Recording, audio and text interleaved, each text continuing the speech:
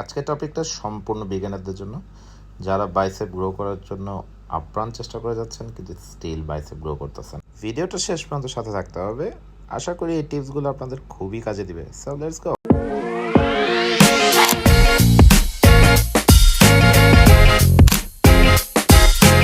বাইসেপের main ফাংশনই যেহেতু elbow flexion, সেহেতু এলবোটাকে যত স্টেবল রাখা যাবে বাইসেপের লোড তত বেশি দেওয়া যাবে। যারা 15 থেকে 20 সেট করে পার ডে বাইসেপের জন্য ওয়ার্কআউট করছেন, এখনই করা বন্ধ করে দেন। কজ বাইসেপ অনেক ছোট একটা মাসেল, এটার জন্য এত সেটসে ওয়ার্কআউট করার প্রয়োজন হয় না যদি প্রপারলি লোড দেওয়া যায়। যেসব জায়গায় আপনারা শুনতে পাচ্ছেন যে এই একটা এক্সারসাইজই আপনার বাইসেপ চেঞ্জ হয়ে যাবে, এটা সম্পূর্ণ ভুল। যে এটা বলতেছে এটা রং ইনফরমেশন প্রোভাইড করতেছে। কজ আপনার যেই এক্সারসাইজটা সবচেয়ে বেশি কন্ট্রাকশন মাসেল মাইন্ড কানেকশন আপনাকে দিচ্ছে, সেই এক্সারসাইজটা আপনার জন্য সবচেয়ে বেশি অ্যাপ্রোপ্রিয়েট।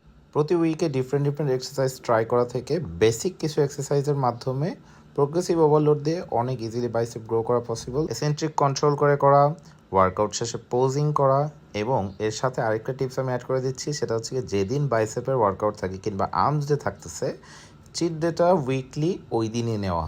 যদি ওইটা বেশি গ্রো করার ইচ্ছা থাকে, যে কোনো উইক মাসেল গ্রো করার ইচ্ছা থাকলে আমি বলবো, এটা আমার একটা পার্সোনাল টিপস, সেটা হচ্ছে গিয়ে চিট ডেটা আপনারা ওই উইক মাসেলটার দিনে নেবেন। ইনশাআল্লাহ এটা একটা রেজাল্ট পাবেন ভালো। Hope it helps. Thanks for watching.